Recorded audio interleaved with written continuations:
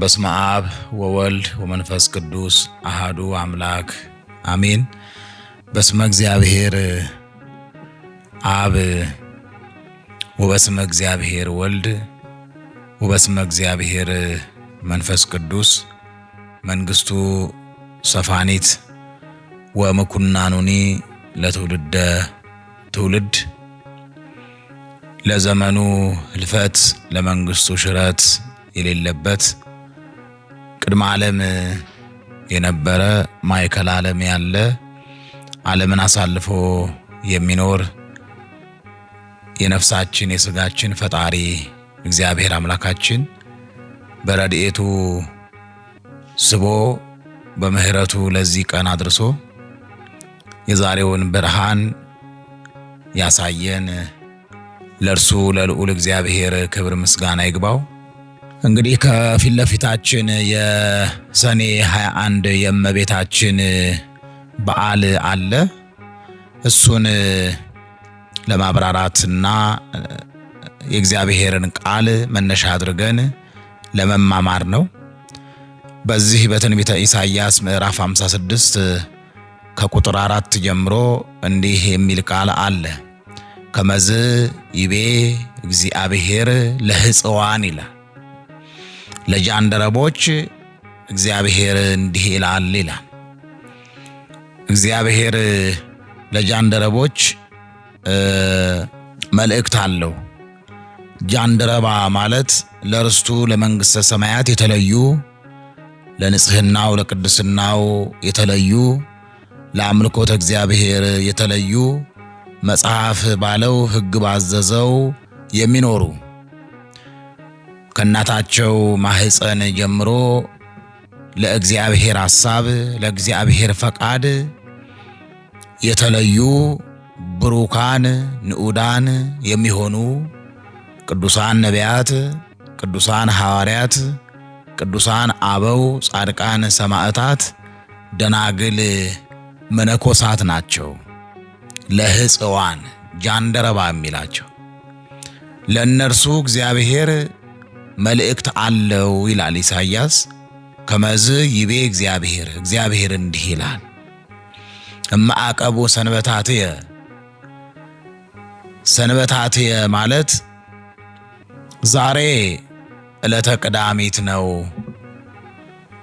ዛሬ ዕለተ ቀዳሚ ነው፣ ነገ ዕለተ እሁድ ነው ብለው ወደ ቤተ ክርስቲያን ለሚገሰግሱ በዕለተ ሰንበት የተራበውን የሚያበሉ፣ በዕለተ ሰንበት ያዘነውን የሚያረጋጉ፣ በዕለተ ሰንበት የራቀውን የሚያቀርቡ፣ በዕለተ ሰንበት የወደቀውን የሚያነሱ፣ በዕለተ ሰንበት እንደ አይሁድ ሥርዓት ያይደለ እንደ ክርስቲያን ሥርዓት በሕግና በአምልኮ በቅዳሴና በመስዋዕት በንስሐ ለሚውሉ እማዕቀቡ ሰንበታትየ ቀዳሚት ሰንበትንና ዕለተ እሁድን በሚገባ የሚጠብቁ ከፈሪሳዊነት ተለይተው ከአይሁዳዊነት እርሾ ተጠብቀው እንደ ክርስቲያን ሕግ ያዘነውን እያረጋጉ የሞተውን እየቀበሩ የታሰረውን እየጠየቁ ለሚውሉ ዛሬ ዕለተ ሰንበት ነው ብለው ገስግሰው በማለዳ ወደ ቤተ እግዚአብሔር ሄደው ቅዱስ ሥጋውን ክቡር ደሙን በመቀበል ቃለ እግዚአብሔር ወንጌልን በመማር ሰንበታቱን ለሚጠብቁ ወአብደሩ ዘአነ እፈቅድ እኔ እግዚአብሔር የምወደውን ነገር የመረጡ ይላል። እግዚአብሔር የሚወደውን ነገር የመረጡ ሰዎች የታደሉ ናቸው። እግዚአብሔር የሚወደው ምንድነው ስንል ፍቅር ነው። እግዚአብሔር የሚወደው አንድነት ነው።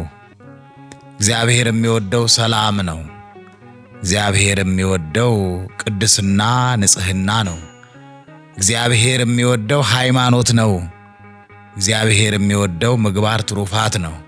እግዚአብሔር የሚወደው እግዚአብሔር በነፍሴ በስጋዬ ያጠፋኛል፣ በነፍሴ ይቀጣኛል ብሎ ማሰብ ነው። እግዚአብሔር የሚወደው ለሰው የሚያንጽ፣ ለሰው የሚገነባ፣ ለርስት ለመንግሥተ ሰማያት የሚያበቃ፣ አእምሮን ሁሉ የሚያሳርፍ የእግዚአብሔርን ቸርነት፣ ጌትነት፣ ኃያልነት፣ መጋቢነት፣ ከሃሊነቱን ማሰብ ነው። እግዚአብሔር የሚወደው ወገኖቼ ሌላ አይደለም፣ የተራበ ማብላት ነው። እግዚአብሔር የሚወደው ሌላ የለም፣ የተጠማውን ማጠጣት ነው። እግዚአብሔር የሚወደው ሌላ የለም፣ የራቀውን ማቅረብ ነው። እግዚአብሔር የሚወደው ሌላ የለም፣ የታሰረውን መጠየቅ ነው። እግዚአብሔር የሚወደው ሌላ የለም፣ እንግዳ ሲመጣ እግሩን አጥበን የሚቀመስ ካለ የሚበላ የሚጠጣ መስጠት ነው። እንግዳን መቀበል ነው። እግዚአብሔር የሚወደው ሌላ የለም፣ ሕንፃ እግዚአብሔር የሆነውን አርአያውና አምሳሉ የሆነውን የሰውን ልጅ ማክበር ነው፣ መውደድ ነው። ወአብደሩ ዘአነ እፈቅድ እኔ የምወደውን ሥራ የመረጡ ይላል። ጾምን የመረጡ፣ ንስሐን የመረጡ፣ ምስጢራት ቅዱስ ሥጋውን ክቡር ደሙን መቀበል የመረጡ፣ ፍቅርና አንድነትን የመረጡ፣ አምልኮተ እግዚአብሔርን የመረጡ፣ በሚታየው ዓለም የማይታየውን ዓለም የመረጡ፣ በሚዳሰሰው ዓለም የማይዳሰሰውን ዓለም የመረጡ፣ በልብ ከሚታሰበው ዓለም የማይታሰበውን ዓለም፣ በዓይን ከሚታሰበው ዓለም በዓይን የማይታየውን ዓለም፣ በጆሮ ከሚሰማው ዓለም በጆሮ የማይሰማውን የእግዚአብሔርን ረቂቅ ሥራ የመረጡ ወእሁቦሙ መካነ በቤትየ ወበዕረፍትየ ዘያሰሚ ይላል። በቤቴ በቅጽሬ ማለት ስሜ በሚጠራበት፣ ለእኔ በሚሰገድበት፣ መሥዋዕት በሚቀርብበት፣ ቅዳሴ በሚቀደስበት ቦታ መላእክት እልፍ አእላፋት ወትልፍተ አእላፋት ሆነው እንደ ግንድ ተረብርበው እንደ ቅጠል ረግፈው ባሉበት በቤቴ በቅጽሬ ዘያሰሚ ለብዙ ሺህ ትውልድ የሚነገር የሚወሳ ቦታ ሰጣቸዋለሁ ይላል። ስፍራ ሰጣቸዋለሁ ይላል። ስፍራ ሰጣቸዋለሁ። ዘይሄይስ እምደቂቅ ወአዋልድ ይላል። ከሴት ልጆች ከወንዶች ልጆች የበለጠ ከማንኛውም ማህበረሰብ የተለየ ከማናቸውም ወንዶች ከማናቸውም ሴቶች የከበረ የተለየ ስም ሰጣቸዋለሁ። ዘይሄይስ የበለጠ ወዛይ አቢ እንደማለት የሚበልጥ ከፍ ከፍ ያለ በመመለክበት አጸድ በምሰገድበት ቤተ መቅደስ ቦታ ሰጣቸዋለሁ፣ ክብር ሰጣቸዋለሁ፣ ባለሟልነትን ሰጣቸዋለሁ ይላል። ይሄ ብቻ አይደለም። ወእሁቦሙ ስመ ዘለዓለም ዘኢይትዌለጥ ይላል። የማይለወጥ የማያረጅ ስም ሰጣቸዋለሁ ይላል። የማያረጅ የማይለወጥ ስም ሰጣቸዋለሁ ይላል።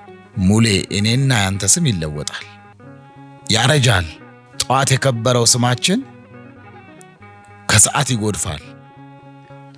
ጠዋት በበጎ የተነሳው ስማችን ከሰዓት በክፉ ይነሳል።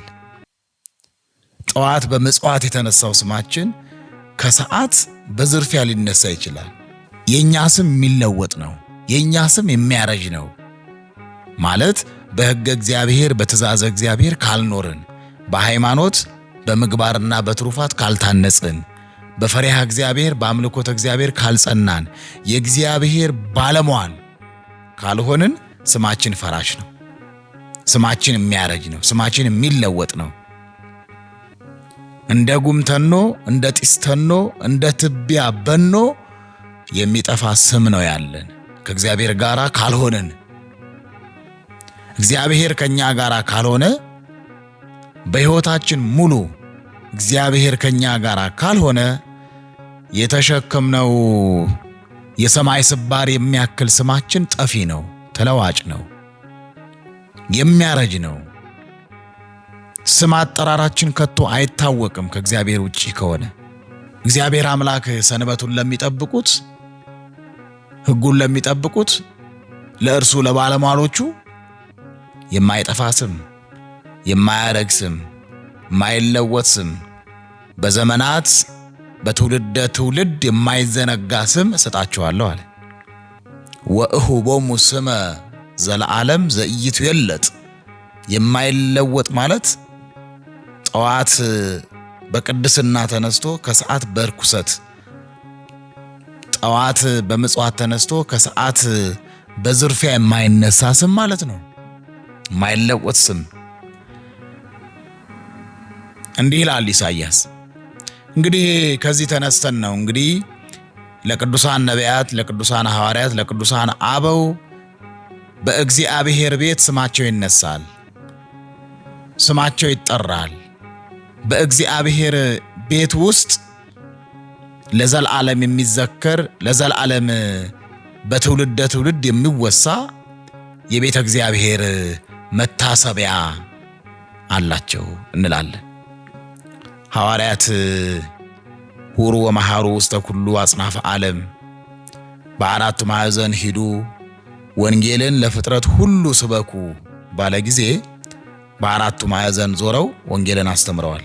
ሰውን ሁሉ ክርስቶስ ከጽንሰት እስከ ዕርገቱ ድረስ ያደረገውን ታምራት ተናገሩ፣ ያስተማረውን ትምህርት ነገሩ። ሰው ሁሉ ጣዖትን ከማምለክ እግዚአብሔርን ወደ ማምለክ፣ ኃጢአትን ከመስራት ጽድቅን ወደ መስራት ተመለሰ። ሐዋርያት ሕዝቡን ካሳመኑ፣ ካስተማሩ፣ ካጠመቁ፣ ካቆረቡ በኋላ ወንጌል ካልደረሰበት ሊሄዱ ሲሉ ሕዝቡ ምን ይላቸዋል መሰለ?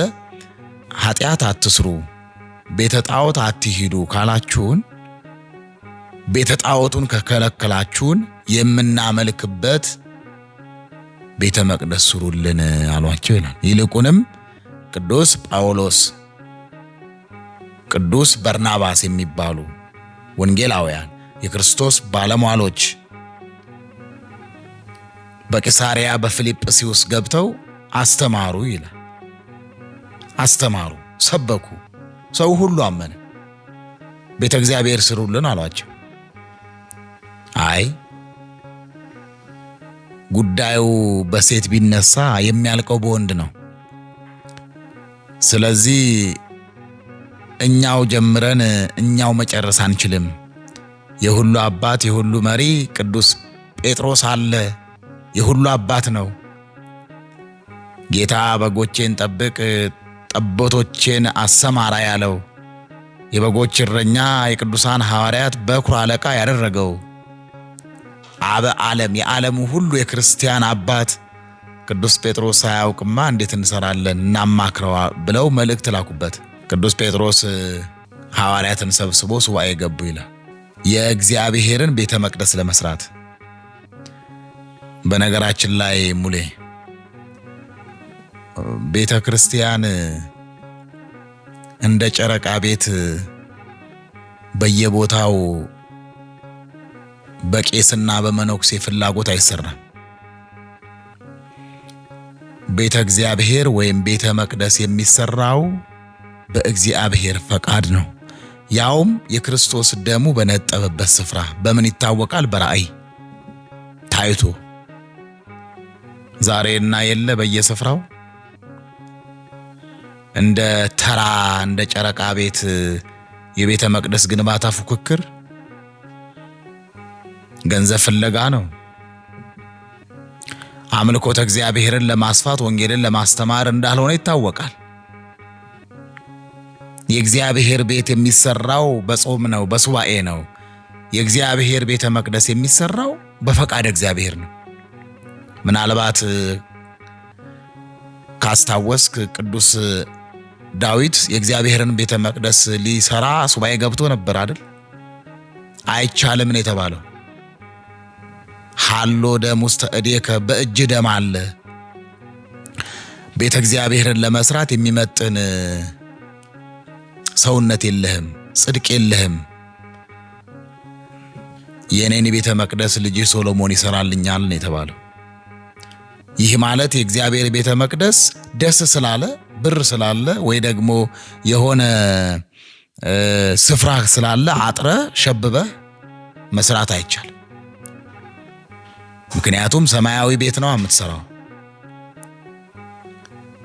መስዋዕት የሚሰዋበት አምልኮተ እግዚአብሔር የሚፈጸምበት የቅዱሳን መላእክትና የምእመናን ህብረት የሚደረግበት የሰማያዊውን ዓለም ስርዓት በምድር ለመትከል ነው ቤተ እግዚአብሔር የሚሰራው። እረፉ። በየቦታው እንደ ጨረቃ ቤት ቤተ ክርስቲያንን እንገንባ አትበሉ። የእግዚአብሔር ቤተ መቅደስ ሱባኤ ተገብቶ ጸሎት ተደርጎ በጾምና በጸሎት በፈቃድ እግዚአብሔር ተመርተን ብንሰራው ይሻላል ይመስለኛል። ያለ ፈቃድ እግዚአብሔር የታነጹ አብያተ ክርስቲያናት ከመብዛታቸው የተነሳ የኛም ዕጣ ፈንታ እንደ በሶ መበጥበጥ ሆነዋል። ለዛ ይመስለኛል አብያተ ክርስቲያናት ሰላምን ያጡት፣ አንድነትን ያጡት፣ በረከትን ያጡት፣ ፍቅርና አንድነትን ያጡት። ቅዱስ ጴጥሮስ ሱባኤ እንግባ አላቸው። ሱባኤ ገቡ። ሱባኤው ሌላ ጉዳይ የለውም። አቤቱ የምትመለክበት፣ ላንተ የሚሰገድበት፣ መስዋዕት የሚቀርብበት፣ ቅዳሴ የሚቀርብበት፣ ምእመናን ሁሉ ተሰብስበው አምልኮተ እግዚአብሔር የሚፈጽሙበትን ቤተ መቅደስ እንስራ ነው ጥያቄው። እግዚአብሔር ፈቀደላቸው። አምላካችን ክርስቶስ ተገልጦ ይላል የሞቱትን አስነስቶ በየሀገረ ስብከታቸው እንደ ስንዴ ተዘርተው የነበሩትን ደግሞ በአምደ ደመና አምጥቶ ሰበሰባቸው። ቅዱስ ዮሐንስ ቅዱስ ጴጥሮስን አንተ አበ ዓለም ነህ፣ የዓለሙ የክርስቲያኖች አባት ነህ፣ የሰበሰብከን ለምንድን ነው ብለህ ጠይቀው አለው። ቅዱስ ጴጥሮስ መልሶ እንዲህ አለው፣ የለም ጥንቱን በጸሎተ ሐሙስ መኑ ዘያገብአከ፣ ጌታዬ የሚያስይዝ ማን ነው ብለህ ጠየቅከው አንተ ነህ። በዚያውስ ላይ አንተ ከኔ በላይ ባለሟል ነህ፣ አንተ ጠይቀው አለው። ቅዱስ ዮሐንስ ወልደ ነጎድጓድ ባለሟል ነውና ጌታ ሆይ ስለምን ሰብስበህናል አለው። ሕንጻ ቤተ ክርስቲያን እንድትሰሩ ይልቁንም በእናቴ በድንግል ማርያም ስም ቤተ ክርስቲያን እንድትሰሩ፣ ሕንጻ ቤተ ክርስቲያን እንድትሰሩ፣ ሥርዓተ ቤተ ክርስቲያን እንድትማሩ ፈልጌ ነው ብሎ ወደ ምስራቅ ሀገር ወደ ቂሳሪያ ወደ ፊልጵስዩስ ይዟቸው ሄደ ይላል። 3 ድንጋይ ተራረቀው ነበረ። ተራረቀ የነበሩትን ድንጋዮች አቀራረባቸው፣ ትናንሽ የነበሩትን ድንጋዮች ትልቅ አደረጋቸው። በሉ ቅኔ ማህሌት፣ ቅድስት፣ መቅደስ አርጋችሁ ስሩ አላቸው ይላል። በ3 ድንጋይ ሐዋርያት 3ቱን ድንጋይ ይዘው ቅኔ ማህሌት፣ ቅድስና መቅደስ አድርገው ሰሩ ይላል። ሊቃውንት አባቶቻችን ይህስ እንደምን አድርገው ሰርተውታል ብለው ይጠይቃሉ። ይህን የሰሩት በእሳት የገባ ሰም ይቀልጥ የለ ድንጋዩ እየቀለጠላቸው ቤተ መቅደሱን ገንብተውታል። ሲገነቡት የለካላቸው ባለቤቱ ነው። ቁመቱን 24 አረገላቸው፣ ወርዱን ደግሞ 12 አረገላቸው። 24ቱ የ24ቱ ካህናተ ሰማይ፣ 12ቱ የ12ቱ ሐዋርያት ምሳሌ አድርጎ ሰፍሮ ነው የሰጣቸው። ሰፍሮ ከሰጣቸው ለክቶ ከሰጣቸው አልጨመሩም አልቀነሱም፣ በዛ ልክ ሰርተው ጨረሱ ይላል። መቼ? ሰኔ 20 በማን ስም? በእመቤታችን ስም። ሰኔ 20 ያነጹትን ቤተ መቅደስ ሰኔ 21 ቀን እመቤታችንን መንበር ቅዱሳን ሐዋርያት አገልጋዮች ካህናት አምላካችን ክርስቶስ ገባሬ ሰናያት ካህን ሆኖ ቅዱስ አቆረባቸው ይላል። ቤተ መቅደስ የሚሰራው እኛ ወንጌል እንድንማርበት፣ ሥጋው ደሙን እንድንቆርብበት፣ እመቤታችንን ዙፋን መንበር አድርገው ቀድሰው ቆርበውበታል ማለት ነው። እንግዲህ በሶስቱ ድንጋይ የታነጸው ቤተ መቅደስ የቅድስት ሥላሴ ምሳሌ ተደርጎ ይታሰባል። ሶስት ድንጋይ ነው፣ የሶስቱ ሥላሴ አምሳል። በሰላስ አእባን ገጸ ሥላሴሁ ለአምሮ ሐኒጸ ቤቴኪ ድንግል ድኅረ ፈጸመ ሳርሮ ይላል ደራሲው። ምን ማለት ነው? ድንግል ሆይ በሶስቱ ድንጋዮች ሶስትነቱን አስረዳ ይላል። በሶስቱ ድንጋዮች የተሰራው ቤተ መቅደስ በእመቤታችን ስም ነው። መታሰቢያነቱ የእመቤታችን ነው። ቅድም በመግቢያ ላይ እንዳልኩት ነው። ሰንበቱን ለሚጠብቁ ከሴቶችና ከወንዶች በላይ የቦታና የስም ቦታ አላቸው። በስም ይከብራሉ፣ የቦታ ስያሜ አላቸው እንዳልነው ከመዝ ይቤ እግዚአብሔር ለሕፅዋን ለጃንደረቦች እግዚአብሔር እንዲህ ይላል ብለን ቅድም እንዳተት ነው። ይህ ቤተ መቅደስ የተሰየመው በእመቤታችን ነው። ለምሳሌ ያህል አብያተ ክርስቲያናት ሙሉ የእግዚአብሔር ናቸው። ይኸውልህ ሙሌ መርሳት የሌለብህ ታቦት የእግዚአብሔር ነው፣ ጸበል የእግዚአብሔር ነው። አብያተ ክርስቲያናት ሙሉ የእግዚአብሔር ነው፣ ባለቤትነቱ የእግዚአብሔር ነው። ጸበሉ የእግዚአብሔር ነው ባለቤትነቱ። አብያተ ክርስቲያናት ሙሉ ባለቤትነቱ የእግዚአብሔር ነው ወይም የክርስቶስ ነው። ታቦት ባለቤትነቱ የእግዚአብሔር፣ ማንኛውም ነገር ባለቤትነቱ የእግዚአብሔር ነው። ለቅዱሳን ነቢያት፣ ለቅዱሳን ሐዋርያት፣ ለቅዱሳን አበው ግን መታሰቢያ ተደርጎ ይሰጣል። ከየት የመጣ ከተባለ በትንቢተ ኢሳይያስ ምዕራፍ 56 ቁጥር 4 ላይ ሰንበቴን ለሚጠብቁ እኔም ወደውን ሥራ ለሚሰሩ በቅጽሬ በቤቴ መታሰቢያ ቦታ ሰጣቸዋለሁ፣ ከሴቶችና ከወንዶች ልጆች ይልቅ ያማረ የተወደደ ከፍ ከፍ ያለ ስም ሰጣቸዋለሁ እንዳለ ስም ይሰጣቸዋል ማለት ነው። ቦታ ይሰጣቸዋል ማለት ነው። በቅጽሩ በቦታው። ለዛ ነው የቅድስት አርሴማ ጸበል፣ የቅድስት አርሴማ ታቦት የሚባል መታሰቢያ ነው። የቅዱስ ሚካኤል ቤተክርስቲያን፣ የቅድስት ማርያም ቤተክርስቲያን የሚባለው ለዛ ነው፣ መታሰቢያ ነው። ሰው እንኳን ለልማዱ እኮ ትልቅ ፎቅ ገንብቶ በልጁ ስም ይሰይማል። ባለቤትነቱ ግለሰቡ ነው። የሰራውን ህንፃ ግን በልጁ ወይ በሚስቱ ወይ በቤተሰቡ በሚወደው ይሰይማል ማለት ነው። ስለዚህ የቅዱስ ሚካኤል ቤተክርስቲያን ብንል፣ የቅዱስ ገብርኤል ቤተክርስቲያን ብንል፣ የቅድስት ማርያም ቤተክርስቲያን ብንል መታሰቢያ ተደርጎ በቤቴ በቅጽሬ ለዘላለም የሚሆን ከሴቶች ልጆችና ከወንዶች ልጆች የበለጠ ለዘላለም የሚሆን የማይለወጥ ስምና ቦታ ሰጣቸዋለሁ ብሏል። ለምሳሌ እግዚአብሔር ካልን በኋላ ቅዱሳን እንጠራለን። ይሄ ስማቸው ነው፣ አይቀርም።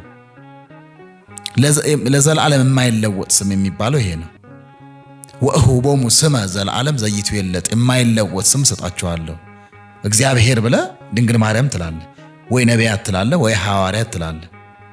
አሊያም የእግዚአብሔር ወልድ ቤተክርስቲያን ብለህ የቅዱስ ሚካኤል ቤተክርስቲያን፣ የቅድስት ድንግል ማርያም ቤተክርስቲያን ይባላል። የእግዚአብሔር ቤተ መቅደስ ሲታነጽ አብሮ የነሱ መታሰቢያ ይደረጋል። ጸበል ሲፈልቅ አብሮ የነሱ ስም መታሰቢያ ይደረጋል። ታቦት ሲቀረጽ አብሮ የነሱ መታሰቢያ ይደረጋል። ስማቸውም ይጻፍበታል። አብያተ ክርስቲያናትም ሲታነጹ በቤቴ በቅጽሬ ቦታ ሰጣቸዋለሁ ባለው መሰረት ይሰየምባቸዋል፣ ይዘከርባቸዋል ማለት ነው። ስለዚህ በፊልጵስዩስ የተሰራው ቤተክርስቲያን በእመቤታችን ስም የታነጸች የመጀመሪያዋ ቤተክርስቲያን ናት ነው። ስለዚህ አሁን ሰኔ 21 የምናከብረው በዓል ይሄ ነው። የመጀመሪያዋ በእመቤታችን ስም የታነጸች ቤተክርስቲያን የከበረችበት ዕለት ተብሎ፣ በዚህም ዕለት ቅዱሳን ሐዋርያት የቆረቡበት ዕለት ተብሎ ይታሰባል። ይህ ታሪክ የተደረገው እመቤታችን ባረገች በ4 ዓመት ውስጥ ነው። በ4ኛው ዓመት ነው የተደረገው። ስለዚህ ምንድነው ዓላማው ታዲያ ከተባለ ሁለት ነገሮችን ማሰብ አለብን። አብያተ ክርስቲያናት ሁሉ የሚገነቡት የሚሰሩት በእግዚአብሔር ፈቃድ እንደሆነ አንደኛ፣ ሁለተኛው ደረጃ አብያተ ክርስቲያናት ሁሉ የሚታነጹት እኛ እንድንከብርባቸው፣ ንስሐን ገብተን ስጋው ደግሞ እንድንቀበልባቸው፣ በሰማያዊ በረከት እንድንኖርባቸው፣ እንድንቀደስባቸው፣ መልካም ምግባር እንዲኖረን ክርስቲያናዊ ጠባይ ገንዘብ እንድናደርግባቸው ናቸው የሚሰሩት ማለት ነው። ቅዱሳን ሐዋርያት ቤተ መቅደሱን ሰርተው ከፈጸሙ በኋላ ቆረቡ ብለን የለ እኛም መቁረብ አለብን ነው። ተመልከቱ እንግዲህ አሁን ብዙ አብያተ ክርስቲያናት ተገንብተዋል። አስቀዳሽና ቆራቢ መቼ አላቸው? ምናልባት አብያተ ክርስቲያናት የሚጨናነቁባቸው ወቅቶች ጊዜያቶች አሉ እናውቃለን። ዛሬ ግን በዚህ ሰዓት ብትሄድ ቆራቢ አታገኝም፣ አስቀዳሽ አታገኝም። ለምን ካልክ አብያተ ክርስቲያናትን የምንገነባበትን ዋነኛው ምክንያት ዘንግተነዋል ማለት ነው። ቤተ ክርስቲያን የሚሰራው ለመቁረብ ነው። ቤተ ክርስቲያን የሚሰራው በሚታየው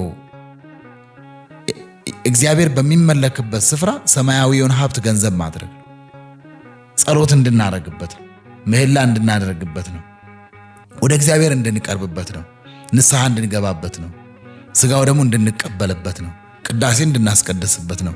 በአጭር ቃል በፈሪሃ እግዚአብሔር ሆነን አምልኮት እንድንፈጽምበት ነው አብያተ ክርስቲያናት የሚታነጹት ማለት ነው። ቅድም በመግቢያዬ ላይ እንዳልኩት ደግሞ አብያተ ክርስቲያናት እንደ ጨረቃ ቤት አይታነጹም ብለናል።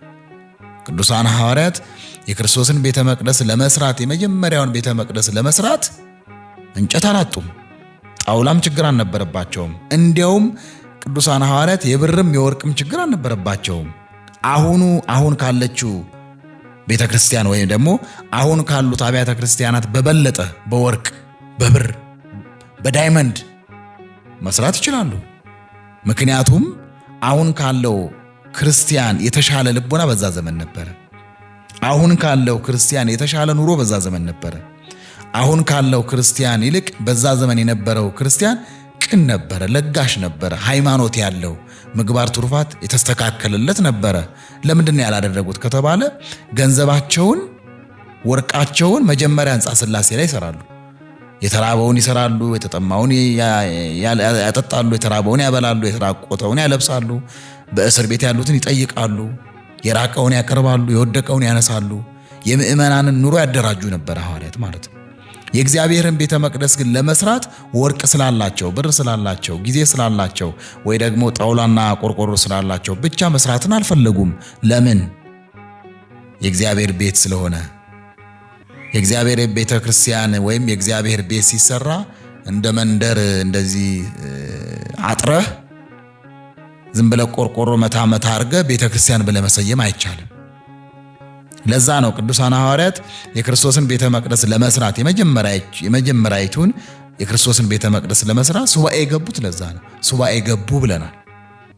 ዛሬም አብያተ ክርስቲያናት ስንሰራ ስናንጽ ሱባኤ መግባት፣ ፈቃደ እግዚአብሔርን መጠየቅ፣ ከእግዚአብሔር ዘንድ ይሁንታን ማግኘት ያስፈልጋል። ከዛም ባነጽ ነው ቤተ ክርስቲያን ደግሞ ስጋው ደሙ መቀበል፣ አምልኮተ እግዚአብሔርን መፈጸም፣ ቅዳሴ ማስቀደስ ተገቢ ነው ለማለት ነው።